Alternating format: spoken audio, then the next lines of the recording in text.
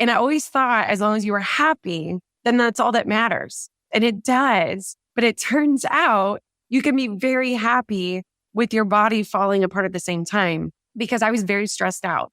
I was going 100 miles an hour. I was traveling every week for work. I was on airplanes 2 or 3 times a week. I had a full social calendar on the weekends. I never rested. I never slowed down. And I was constantly stressed. I remember constantly having tight breathing, being really tired, feeling depleted all the time, but loving my life. And then my thumb went numb and my calf went numb. And one morning I got up to get on the treadmill and I couldn't run.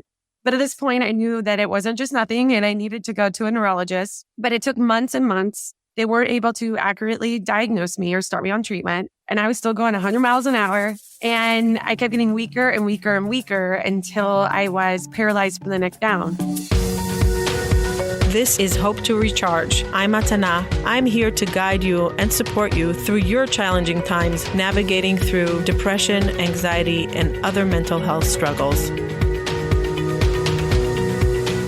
This episode is sponsored by BetterHelp.com. That's BetterHelp.com, the leading online platform for therapy. Many people come to me for help, and one of my questions are you willing to go to therapy?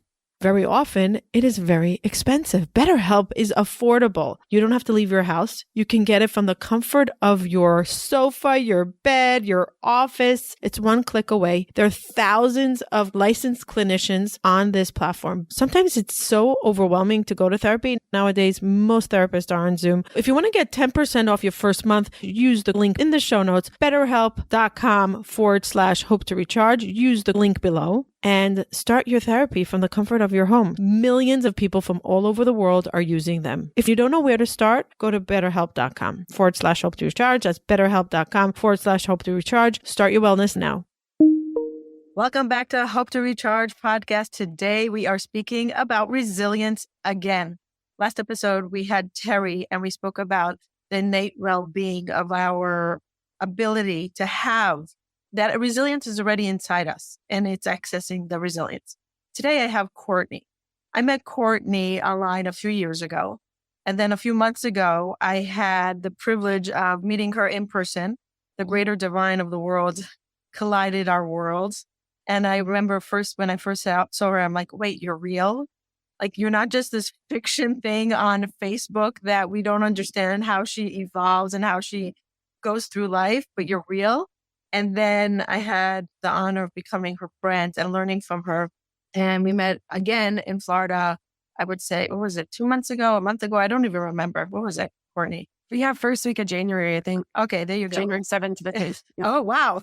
So when I got to know her better, I realized that she doesn't only talk resilience, she lives resilience.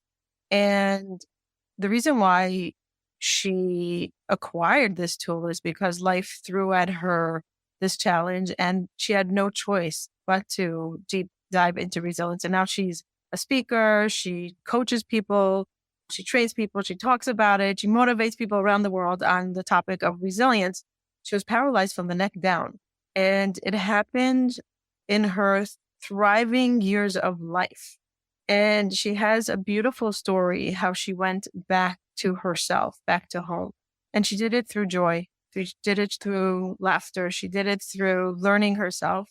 And she did it through understanding what's important when one heals.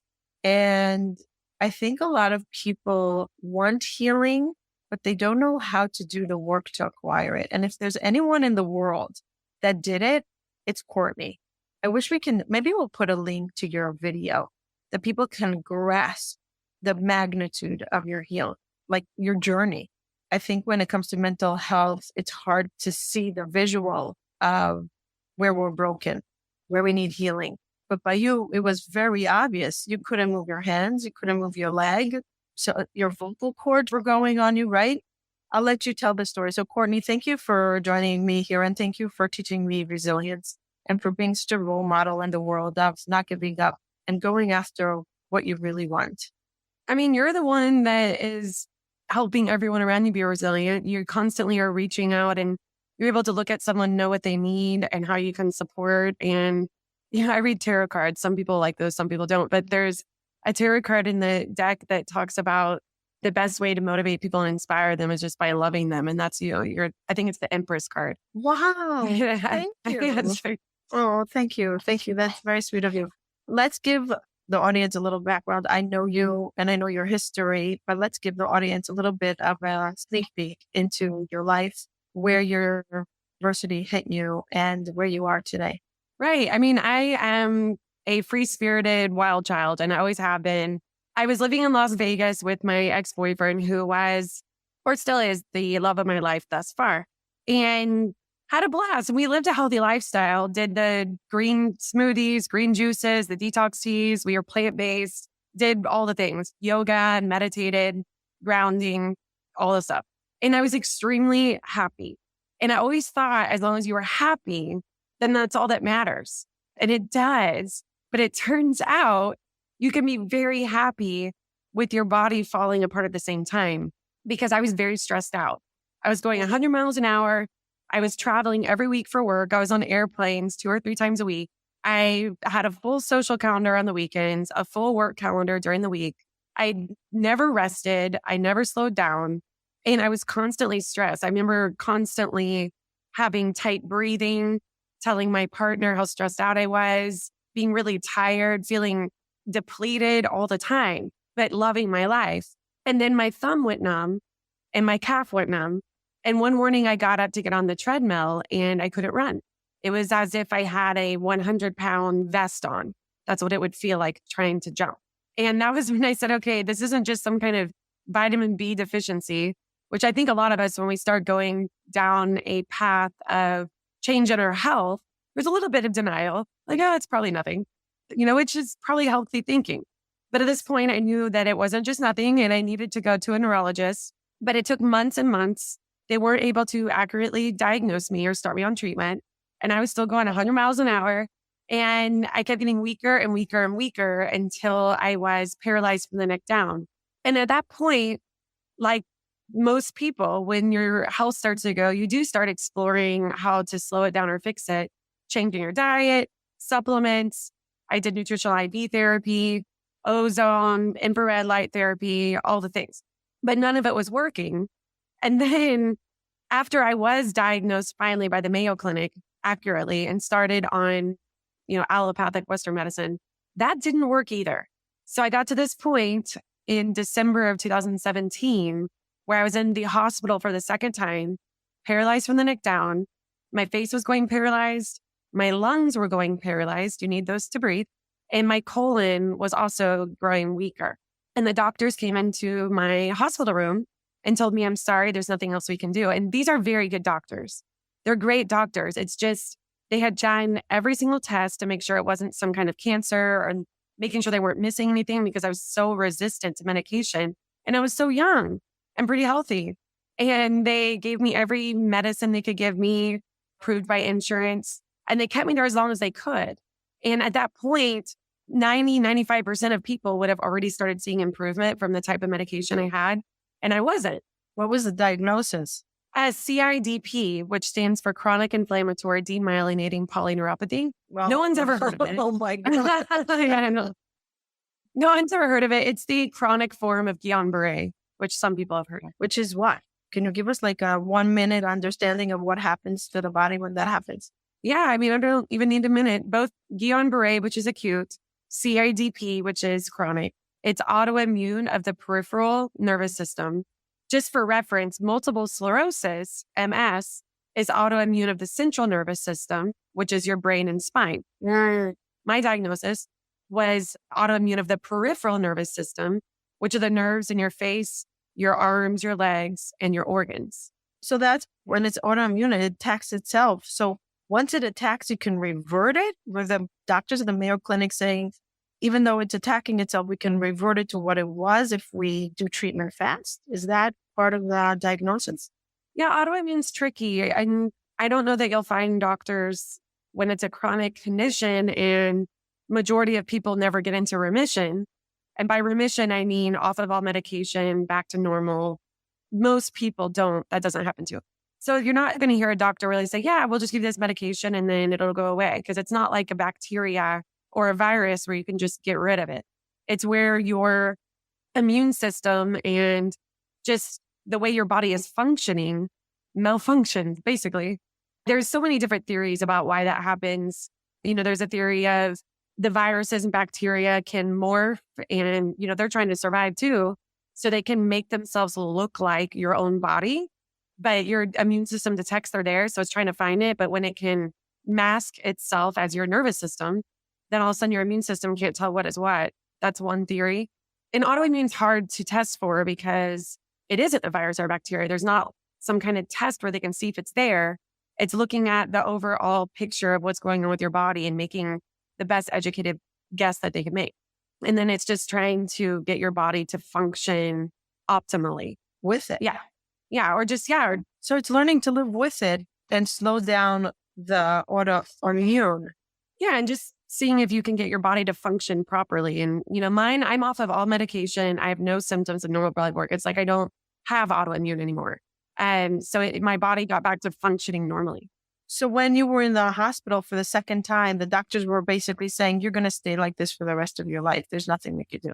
No, they weren't saying I was going to stay that way the rest of my life, but they weren't saying I was going to get better either. They just said, we can't, insurance is paying for you to be here and we cannot, continue keeping you here because there's no valid reason that we can get insurance to keep you here.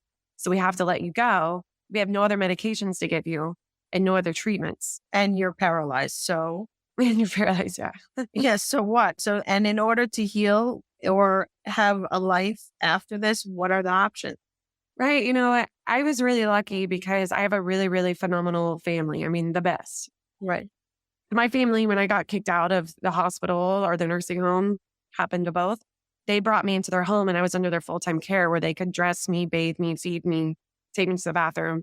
People that don't have that, that's super challenging. I don't know where you go when doctors say, I'm sorry, there's nothing else that we can do. And they did say, well, we can just hope that maybe something with the medication works. And maybe it did, but there was some other choices I made on that day when I was being discharged, I think had a bigger impact on me functioning properly again than just the medication. So the doctors come in and you hear this. And what did you do next? Like, what was your mindset saying to yourself? Well, at first, I wasn't disappointed and I wasn't surprised because nothing else had worked. At this point, I had learned nothing works. I had learned that no matter what you try, it's not going to work because I had tried so many things. I'd spent, tens of thousands of dollars at this point just on every treatment protocol. You get desperate. So I really was like, yeah, why would it work? Nothing else did. And I had already been humbled by, my body changing the way it looks, being humbled by strangers taking me into the bathroom and wiping my bottom. Like I'd already been humbled by being showered by strangers. Like I already went through all of those mental processes. So I was just like, well, yeah, I'm already used to this. I'm already here at first. And then I started down that thought process of why am I not getting better?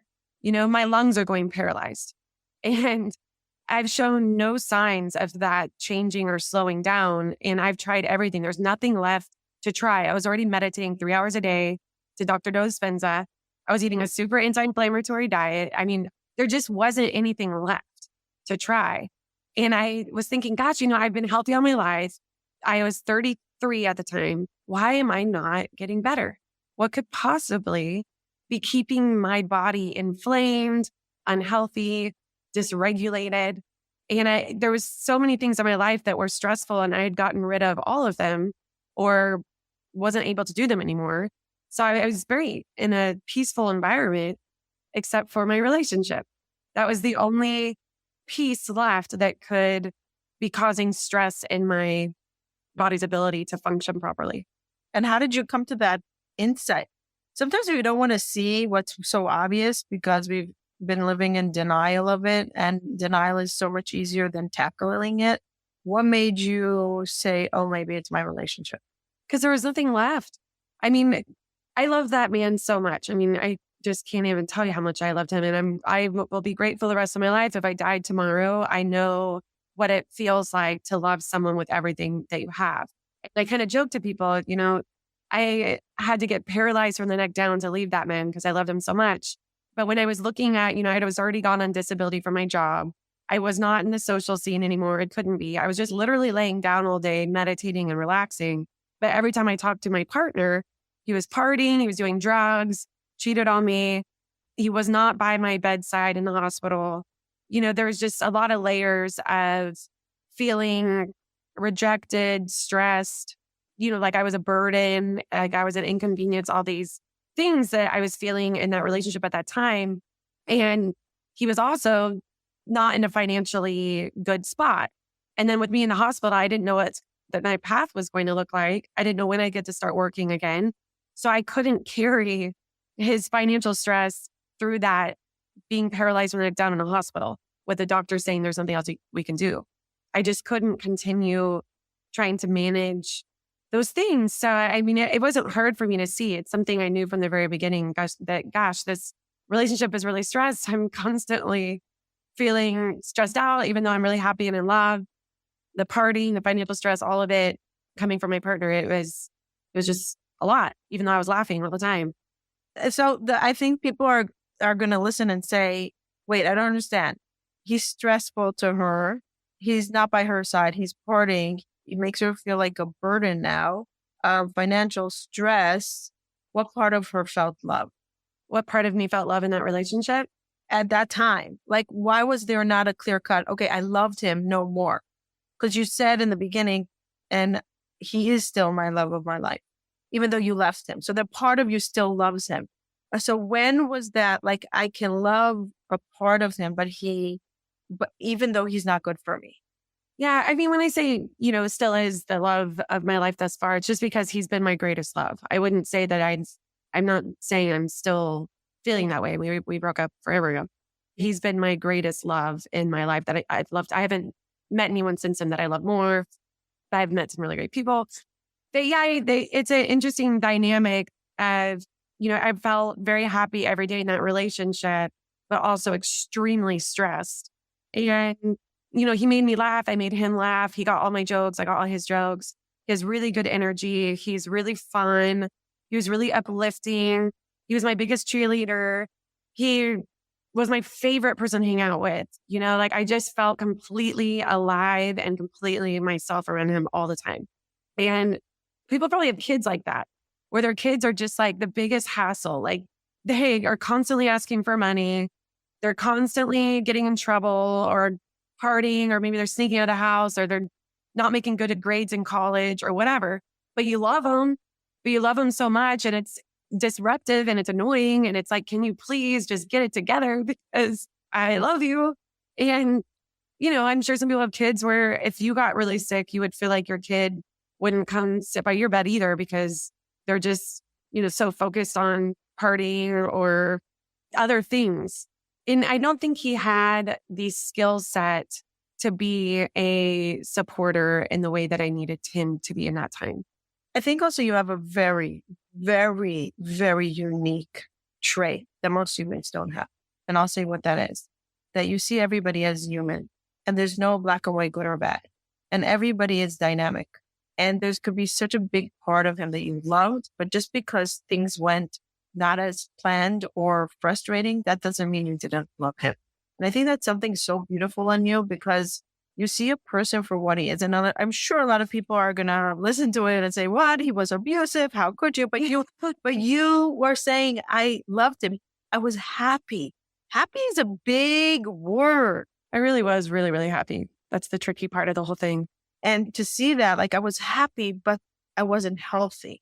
How do they coexist? And how did you have that epiphany and say, okay, I tried everything, but maybe it's the relationship? Yeah. I knew it was the relationship from the very start. Remember I was in the kitchen and I was still walking. I wasn't in a wheelchair yet. My best friend was visiting. He said, yeah, my health is falling apart. I have a lot of inflammation and it's a neurological thing.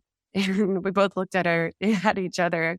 She said, it's your relationship. And I said, I know, but I'm not ready to let it go. Wow. You think that if you just love someone enough that they'll change, or that, gosh, once I got into a wheelchair, I thought, well, now he'll see how serious this is and he'll stop partying and be with me, now that I'm in a wheelchair. And he didn't. We think we want people to treat us the way we would treat them. And it's such a dangerous mentality because it makes you the victim. And I think that people do love us the way they know how. And we love them the way we know how. And that's okay.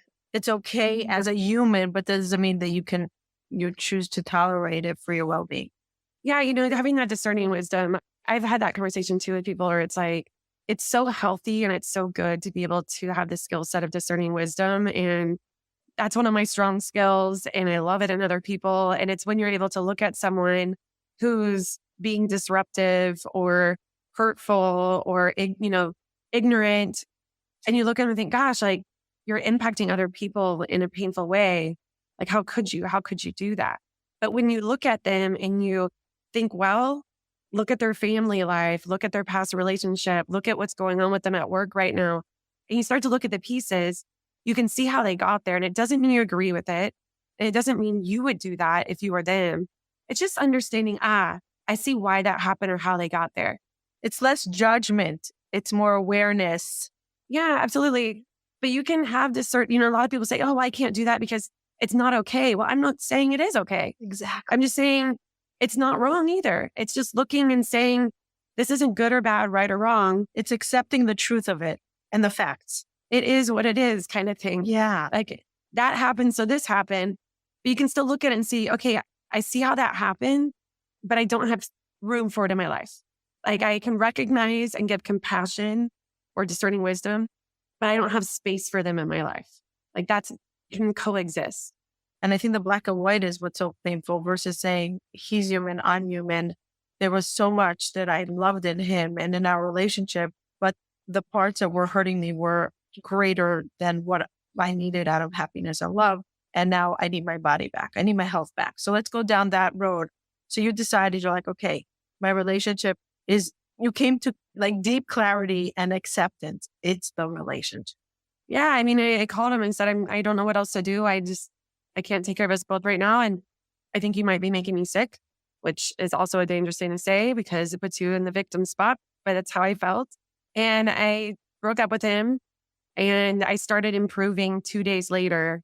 And I've only improved since without any kind of setback or any kind of ups and downs, just been a steady straight incline to getting better since 2 days after we broke up.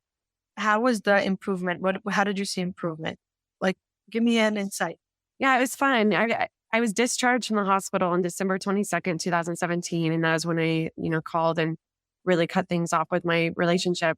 And then 2 days later, I'm laying on the couch on my dad's birthday and I was able to lift my right arm from my side, just a couple inches, but I was able to lift it. And my whole family's like freaking out, because they've been so involved in taking care of me and holding me and carrying me and everything. So I'm just like, Mom, Dad, and I could barely talk because I had lost my voice from the paralysis in my throat.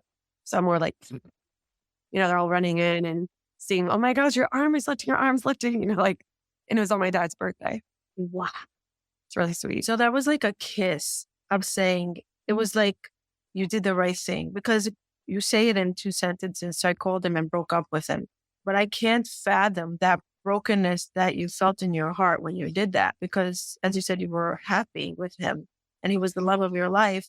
So you make it sound like, oh, I just called him and I moved on. There must have been such pain. There's a lot of anger. Right? And confusion and frustration and maybe doubt even. Did I do the right thing? Should I go back to him? I've never doubted. Never doubted? Mm-mm. It was like a monkey off my back. I mean, I was very angry and very resentful and I felt really betrayed. Getting cheated on while I'm in the hospital and, he put $40,000 of debt under my name and things. He paid me back 2 years later. But I just felt really like betrayed. And after seeing that I started getting better after we broke up, I also felt resentful because, for the 4 years we're together, I constantly was like asking him to stop partying, start working. I'm feeling very stressed out. And he didn't. And, I stayed with him. So seeing how big of an impact that had on my health created like mountains of resentment.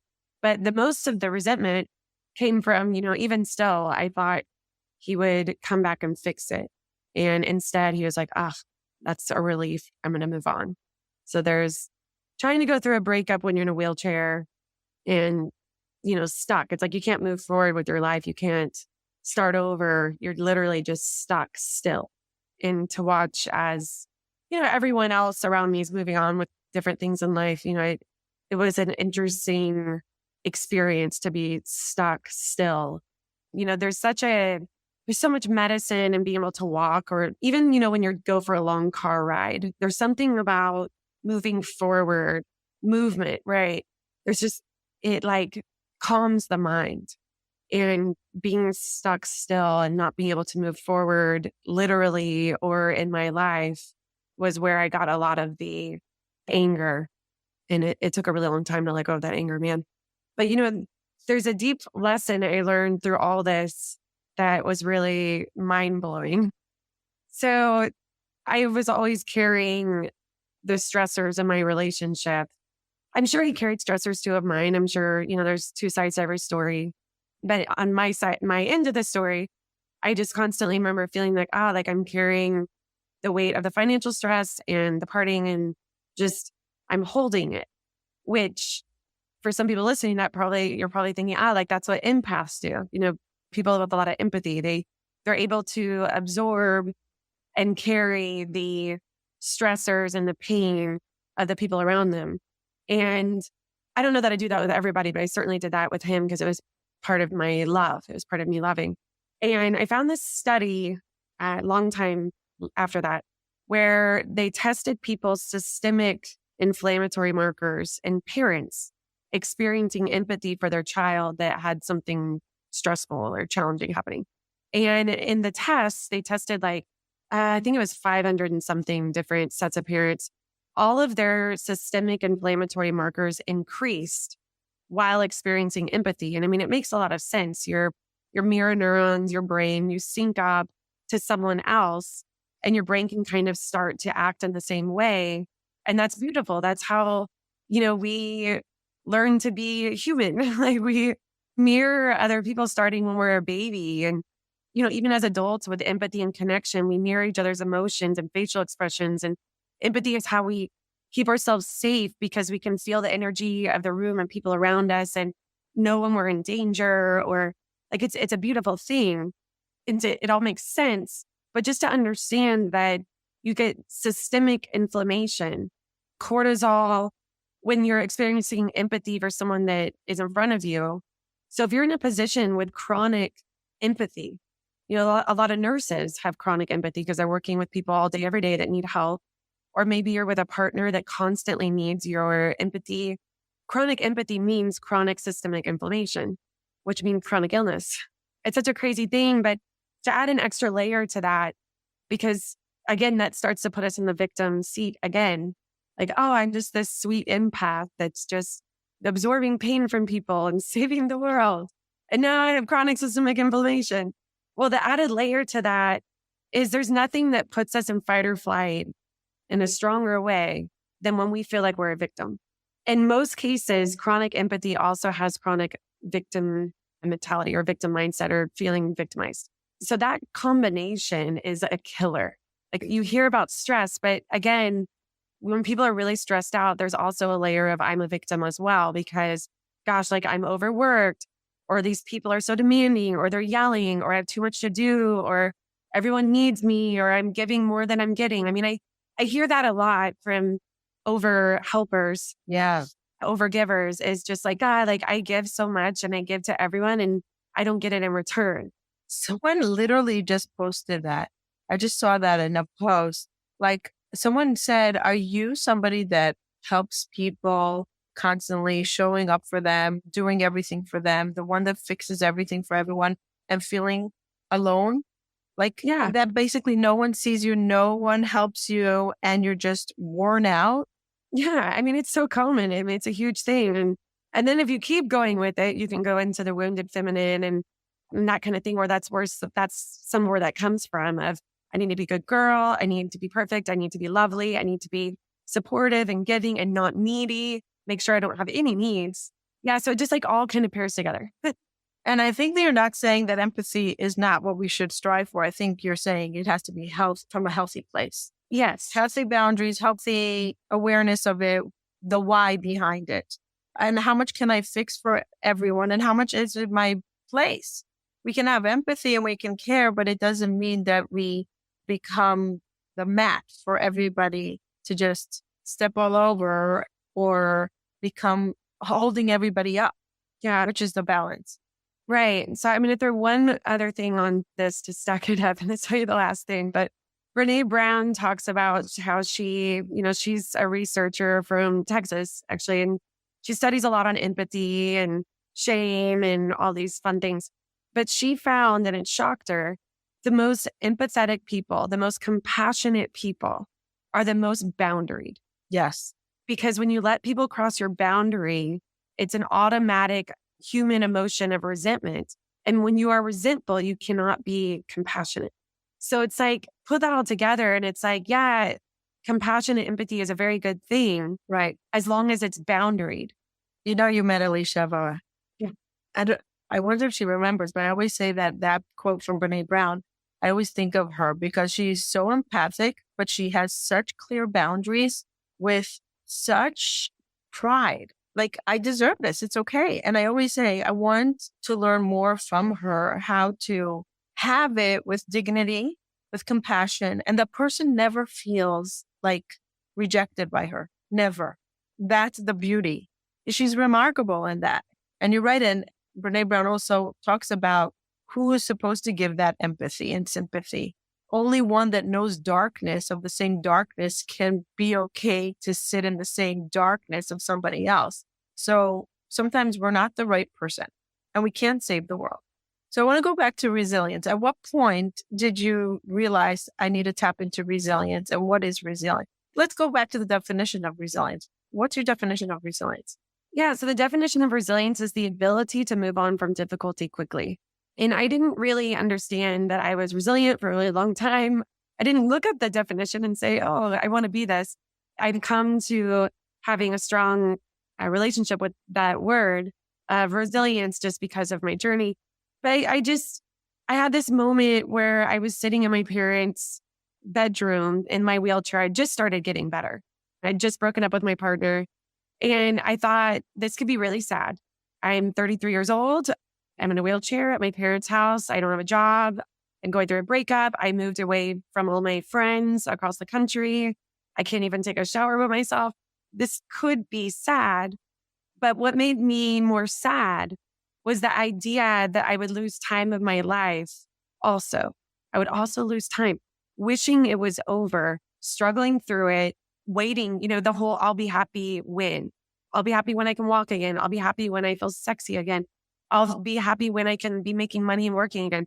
I thought, I don't want to live. That makes me sad. The idea of losing time in my 30s. My mom said her favorite time of life was her 30s. And I didn't want to be sitting here like, well, I hate my 30s.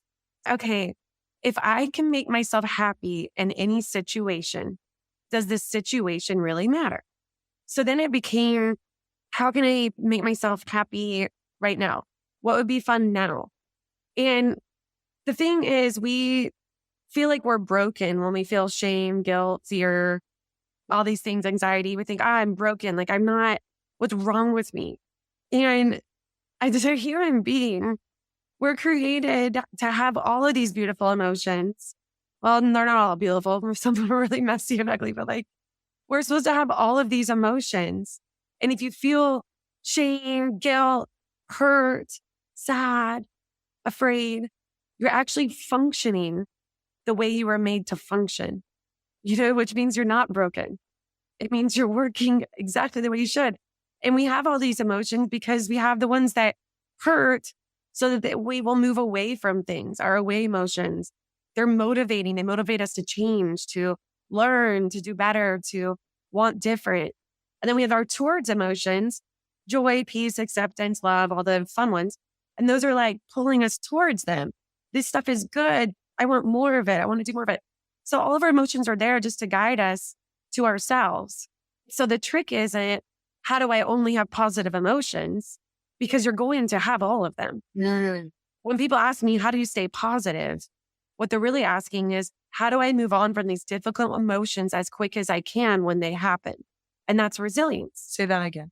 My favorite Well, part. I've had over 50 million views on my recovery video, and I've gotten messages from people all over the world. And the question I get the most, besides like, how do I walk better and things like that? The question I get the most is, how do you stay so positive? How do you stay positive when life is paralyzing? And I studied that topic for so long. I was like, I don't know why I stayed positive. I just was okay. Like I was just happy. I remember this guy he was the manager of the gym that I went to. And I went from machine to machine with my walker, so slow, just like limping around the gym to the machines, but I was smiling. And he came up to me, he said, what books are you reading? Where's this coming from? How do you stay happy when things are hard? Like, how do you stay positive? And I didn't know how to answer him. I just said, well, I just like the way being happy feels. I just prefer it. You chose. I guess that was just all I knew to say was like, I just like the way being happy feels. And he was like, wow, that's what I was expecting. So over time, how do you stay positive? What I was starting to understand is, no, I still feel mad and I get sad sometimes or get hurt. I snap out of it really quickly and get back to happy because I like the way being happy feels. Could it be you were doing, once again, like you're talking and I'm like, I just made like a connection. This is the essence of who you are. Because you had all these emotions also in your relationship. And you said, I'm choosing happiness because there's so much happiness here. And I'm choosing to move on and be okay, even if I'm angry at him and even if I feel resentful, but I'm choosing happiness in what I have here, until it said, you know what? Happiness is not enough, because you chose happiness also when you were in a wheelchair. You chose it. It was a chosen thing because you said, no matter the situation, I'm going to choose happiness because I don't want the situation to tell me if I should be happy. But when your body is telling you, okay, you can choose to be happy, but this relationship is toxic, you can't listen to that anymore because you can choose as much as you want. It's not good for you. So when you moved on to the next, you brought the same traits of what you had in the relationship into survival. You were surviving there in joy. And maybe it was you that was making you happy versus him making you happy. Yeah. Because it was a choice. Because you said, I'm choosing. Yeah, maybe. And finding the nuggets of what's working versus what's not working. No, yeah, I mean, that makes sense. I've had a lot of people say, so you learned all this, through your paralysis. And I said, no, this is what got me through it. Like I went into it with this mindset, this mentality, and that's what carried me through it. That's why I was so positive. So you said to the person that was at an OTPT place, where was it? LA Fitness. Oh, LA Fitness. Wow. Wow. What are we doing to help ourselves improve and heal? What's important to us? How can we cultivate small changes in our brain and our day-to-day life with our own tools? Sometimes this process is very lonely and hard. Sometimes you need a therapist, a psychiatrist, and somebody like me, somebody that went through the same thing. And I love working with people that are ready to do the work because it is expensive. It's a lifelong investment into yourself, into your future. When you start working with me, you're investing into your long-term stability, into your long-term mental health. What are you willing to do to make the changes? You could say, I don't know what I want. I don't even believe things can change, but I'm no longer willing to stay in this position where I am now. Choose yourself. If you want to work one-on-one, link is in the show notes. Schedule a free 30-minute consultation and be ready to see a different you. I want people to understand that you could not walk, you could not stand, you couldn't feed yourself, you couldn't dress yourself. Like you're talking about, you're working out. People might think, oh, she can work out. She couldn't stand up by herself in the beginning. And then slowly, she was getting back to herself. Yeah, I mean, my dad went to LA Fitness with me and he would help me stand up from the machine so I could get back on my walker to go to the next machine. Right. So you were slowly recovering. And then you realized that resilience is something that you always had inside you, because you were saying the situation that I'm in is not going to define the way I feel. Yeah, I mean, it's just taking action to move yourself out of feelings you don't want. I think where people are not resilient, because I was able to talking to so many people after those videos went so viral, I was able to notice the patterns in people from move on from difficulty quickly and the ones that don't. The ones that have a strong resilience skill set and the ones that don't. And, there's so many things I could say, but the number one thing I would say is when people believe they are a victim, it hinders their resilience for as long as they stay a victim. It's very hard to move on from anything when you're the victim. And to be fair, I think we are all the victims sometimes, authentically, truly. There's no playing around with it. There's no pretending. Like, you are the victim. And the word victim actually comes from victima, which came from the Latin word victima way back in the day when animals were sacrificed out of their control. And that's where the word victim comes from. Wow. And so it's just when you are being hurt or injured or killed and it's out of your control. Like, that's what being a victim is. And there's things that do happen to us. I've heard that whole, instead of saying, stuff is happening to you, say it's happening for you. And I know that there's some truth to that. But at the same time, I think sometimes when we start saying that stuff, it's invalidating to how we were victimized and Right. how something did happen that was out of our control that really hurt. So yes, we're all victims sometimes, but as long as you're in this viewpoint of something's happening to me and it's another person's fault or it's an illness's fault or a car accident or whatever it was that wasn't your fault, and it hurts and it sucks and it changed your life in a way you didn't want, and now you have to deal with it and it sucks. As long as you believe you're a victim and that you are not in control of it, not in control of your life, not in control of fixing it, how can you move forward quickly? You can't even move forward slowly because you can't do anything because it's not your fault, not in your control. As long as we sit there blaming, sure, I don't know how it's possible to not blame the person or thing at fault. Like, of course, you're going to be like, it's their fault. And that's okay. But as long as we stay pointing and we are not trying to take ownership and responsibility of our own life, even when the bad stuff that happened isn't our fault, then when you can't move forward at all, there's no resilience. If I could only say one thing about resilience, and I have way more things I could say about it, but if I can only say one thing, it's the ability to move on from difficulty quickly, AKA resilience, is a mirror of how well, when things happen out of your control and they're not your fault, how much responsibility and ownership you take of them anyways. It's not my fault, but it is my responsibility. Or this happened to me in my life, but it's my life and I take ownership of it and I will turn this into something amazing because I'm awesome and that's who I am and that's what I do. Or at least I'll try.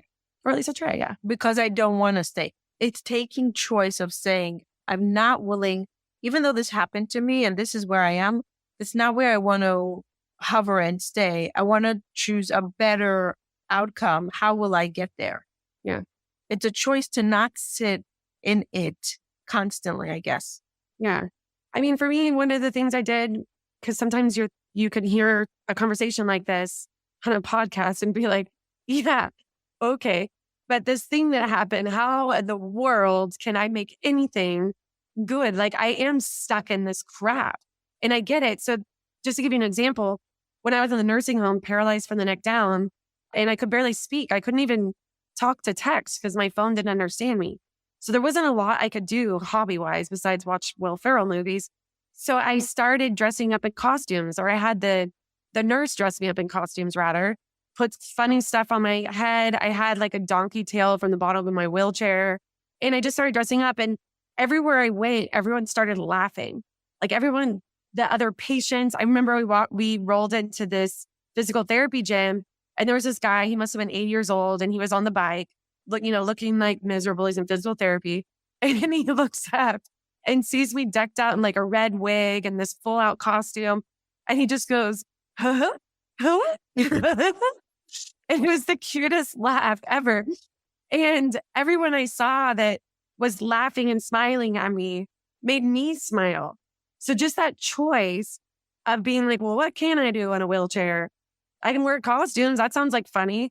And I would even get into character. Like whatever I was dressed up as, I would start like taking on that persona. Right. And it was just fun. But the most fun part about it was it was so empowering to feel like, if I can be happy in my wheelchair and if I can find ways to make other people laugh and be happy, then they get to feel like, oh, you mean it's okay to not be perfect? You mean I can find happiness in my struggle and trauma too? It's like you create this space for other people. Other people can look at you and see your strength, and then they can find it in themselves. And that's really fun. And that's really empowering. There's really such a power in trauma. So people are probably listening and like they're saying, but is this denial? Is it toxic positivity? What is this? Is it real? And I want to say, like, you did have times that you cried and you were sad and you had these emotions, but you also had the choice of making incredible moments. And I don't know. I was happy most of the time, really. I was very angry. I was very angry with my ex-boyfriend, but I was really happy just because of the import of love and connection. I had so much support, even strangers, people I hadn't seen in 10 years. So many people showed up with so much love and support. And that felt really, really good. That was really energizing. And, I was young. I think that the younger you are, the more support you have. I mean, that's just natural because you're younger. And the older you get, the more busy people get and have their own stuff to deal with. So I was both lucky that it happened when I was young, so I could have all that support, and unlucky because it happened when I was young and I was disabled very young. So if someone's listening and saying, so how do I don't have Courtney's magic power of happiness. Like, I wasn't born with it. But the questions you get the most is, how do I stay positive? And you always say it's not about staying positive, right? Mm-mm. No, it's not. It's not, because when you feel shame or sad, it's like, oh, what's wrong with me? Nothing. That's like a okay thing. Like, it's a good thing. It's where it's tricky is just having a deep understanding of what uncomfortable emotions are for. They're not wrong. They're not bad. They're not even negative emotions. Like, I don't use that phrase, negative emotion, because it implies that you're being negative. Right. And you're not. Right. Like, being negative is venting without a goal. Venting without looking for solutions or trying to change it. Like, just wanting to complain and that's being negative. But these are not negative emotions. You're not being negative because you feel them. Also, you can feel sad and shame and anger and be happy and grateful for your life at the same time. You can feel happy and in love and thankful and really appreciative of your doctors and the people helping you and your friends, and feel sad and grieving the loss of what you had, and feeling angry about needs of yours are met or boundaries that are being crossed. Like, they can coexist at the same time. Just because you're having these uncomfortable emotions doesn't mean you're being negative or that they're bad. The trick is understanding when you have them what they're for, which is to alert you, hey, something needs to be looked at and changed. So what happens is when we don't look at things and we don't change anything, those emotions don't go away. So we don't need to be mad at them. Oh, what's wrong with me? I'm just sad. I'm just a sad person. I'm just an angry person. It's like, I'm feeling sad. I'm feeling angry. That's another Brene Brown thing. Instead of saying I am, it's I feel angry and sad. Why is that? What's happening? Just like in the hospital, I said, why am I not getting better? Like, what could possibly be keeping me paralyzed? Okay, what could be making me angry? What could be making me sad? And seeing where that's coming from and where it's trying to guide you away from and where it's trying to guide you to, and make the changes. And then you won't be stuck in that emotion. Do you feel like if you didn't have this resilient tool or awareness or mindset, do you think you would still be in the wheelchair? Hours of trying to get up, to try to walk, to try to lift your hand, to do it with humor, to try different ways, to not giving up. Yeah, I mean, that's part of resilience. Showing up even though you fell 1,010 times. So anger is a motivating emotion. It's an energizing emotion. We always have anger when we have an unmet need. It drives us to do something like unmet need, go get your needs met. So anger is very energizing. Fear is very energizing.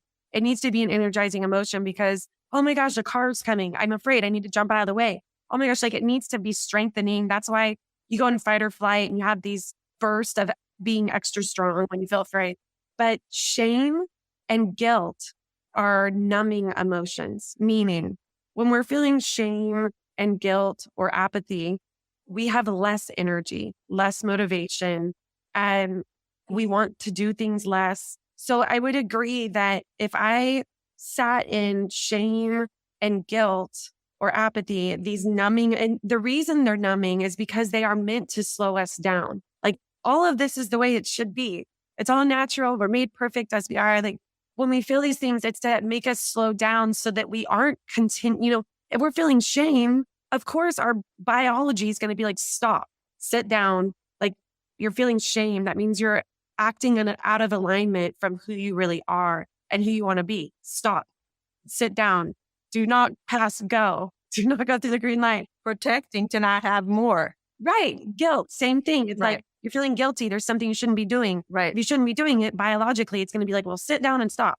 So when you're in those emotions, it's very difficult to do something like physical therapy or be productive, start a business. Like really, so it's even more important to be resilient from those emotions when you're in a situation of healing or rebuilding because you need the energy. Brene Brown says the antidote to shame and guilt.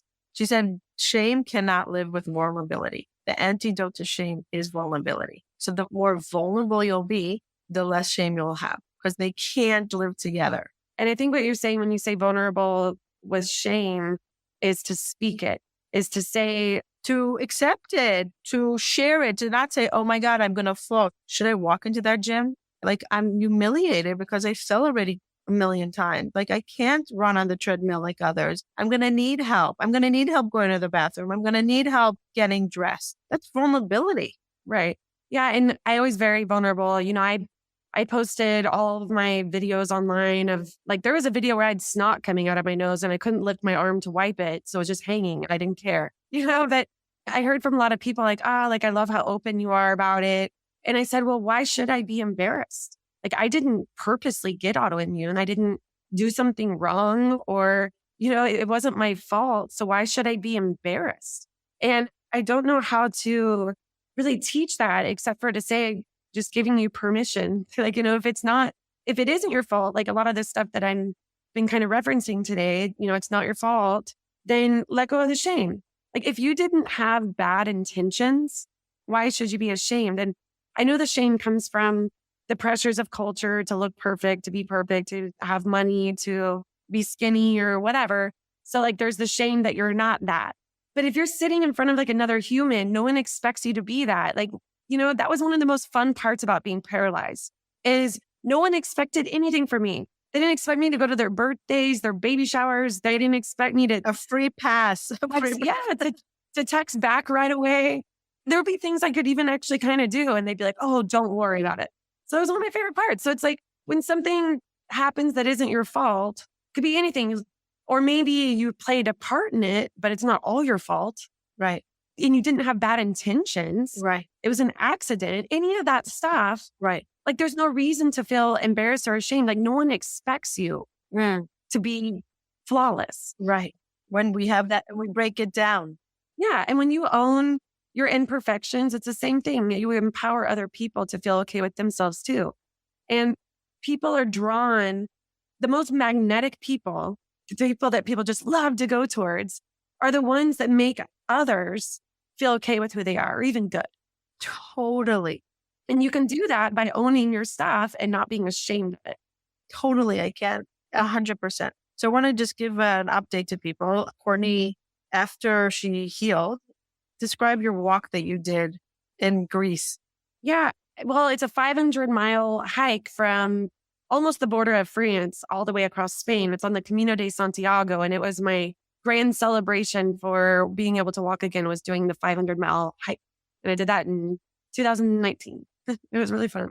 Unbelievable. So it took you 2 years of being relentless to work on your muscles again, to get back to walking, using your hands. Are you able to run nowadays? No, I'll never be able to run again. And that's kind of a bummer because I liked to run before. But originally my goal was I wanted to run a marathon. But when I realized I would not run again, I changed my goal to hiking across Spain 500 miles, which was also really amazing. I mean, that's another really big, strong piece of resilience is just adaptability. It's mind blowing, right? Who does that? It's just incredible. So I want you to give the audience the acronym for resilience. If anybody wants to have her on stage, talk to communities, to corporate, to events, she has this incredible talk that you just sit there. You are afraid to breathe because you don't want to like miss a word. Awe-inspiring, breathtaking speech Courtney gives. And she has this acronym for resilience. Resilience. Yeah. Well, as I was just talking, being able to adapt is such a big part of resilience. That adaptability of, I wanted to run a marathon, but now I can't.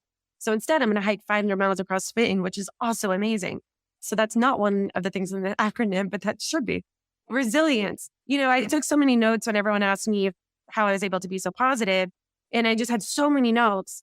And I sat down when someone had asked me to give a keynote speech. I sat down and said, okay, how can I put these notes into a speech? And I was able to dial in on them and put them in categories of 10 different major parts and pieces of being a resilient person. And they are responsibility, empathy, surrender, integrity, laughter, inspiration, emotional support, nonviolent communication, creativity, and expressed gratitude, which spells resilience. And that took me forever. But those are just 10 really key qualities. As we were talking today, maybe you're thinking, well, okay, cool. I understand resilience. Awesome. Move on from difficulty quickly. Cool. How? And that's how. Taking responsibility, having discerning wisdom for others, empathy, surrendering what you can't control, having integrity, being like speaking your shame, knowing your value, speaking your shame, being able to laugh at yourself, inspiration, being able to smile through anything, inspiring others, emotional support, having the right people around you, being very supported, nonviolent communication, that's letting go of judgment of making right, wrong, good, bad, and leaning more into I'm feeling and I'm needing. So how can we both get our needs met? The book, read the book. Yeah, read the book. C is creativity. You need to be able to be creative. Like, I can't do a marathon anymore, but now I can hike across the country instead. Like getting creative with your situation and your circumstances at all times. Wearing costumes in a wheelchair. Like what can you create out of your circumstances? Or using your mouth instead of your finger to open something. I know. And then express gratitude, understanding that everything is temporary. The bad stuff is, which is awesome because it means whatever bad is happening, it'll change. Our feelings will change. It's temporary. But the good stuff, it changes too. And the good stuff doesn't stick around forever either. So we're not going to have every single person, client, beautiful, nice weather day, like whatever it is, like none of it lasts forever. So being grateful is being grateful for it while you have it. I love that. I'm a big gratitude lover, and I feel like it was one of my key tools for my neuroplasticity to heal and to get off medication. And it's one of those tools that I can't abandon because it's my oxygen. But the way you explained it now takes it to another level of like nothing lasts forever, nothing good, nothing bad. So don't take it for granted. Celebrate it. Celebrate the ordinary because you never know if it's going to become extraordinary, right? You went from dancing, you love dancing, and went to being paralyzed. The ordinary became extraordinary for you to walk across Europe. Unbelievable. So Courtney, instead of people asking you, how do I become positive? The question really is, you always say to me, it's not how do you become positive?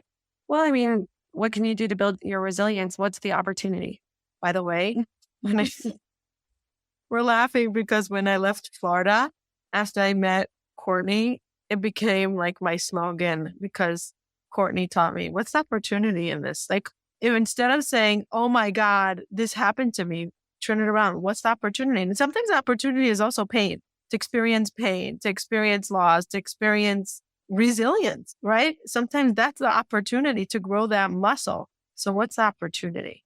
Yeah, what's the opportunity? Well, how many times a day do you ask yourself that question? Well, I don't know that I do it every day anymore, but maybe I do just in different ways. I think you do it in your subconscious. It's so automatic by you. I think you live that way. So you're not constantly you're looking for it versus saying, oh, wait, I need to look for that opportunity. You see it right away.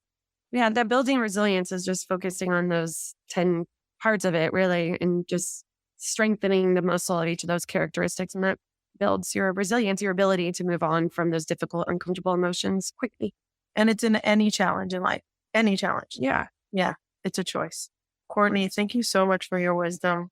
Thank you for being such an inspiration in this world, such an inspiration. We're going to put a link to her video that over 50 million people watched, because it's something that you watch and you're like, your breath is like, you don't believe what you're seeing, because there's such joy and tears in the same time in this video. There's so much life in that video.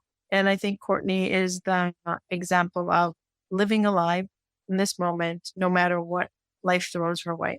I'm sure people are going to ask, what's with her boyfriend? Where is he now? He's in trouble with the law right now.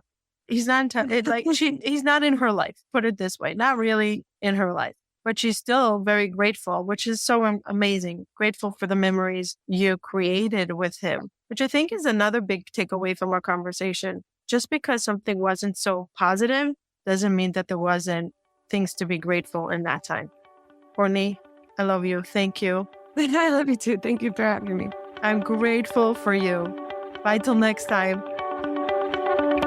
Thank you for listening till the end. We highly appreciate all of our listeners. In Mental Health Together is Better, you being here means a tremendous amount to us. If you enjoyed this episode and you would like some extra boost of information and inspiration that is not on the podcast, you can go to our website, hopetorecharge.com. There's some premium content that for the cost of a cup of coffee, you can download some amazing information that will help you, a tool that will guide you through life. So don't skip a beat. Don't hesitate. Go to hopetorecharge.com and see what other offerings we have there for your mental health well-being. Thank you for joining us. And remember, if you enjoyed this and you want to say thank you, the best way of gratitude will be by you leaving a review or a comment or sharing this with a loved one. There is no greater form of gratitude for us. Thank you. Bye till next time.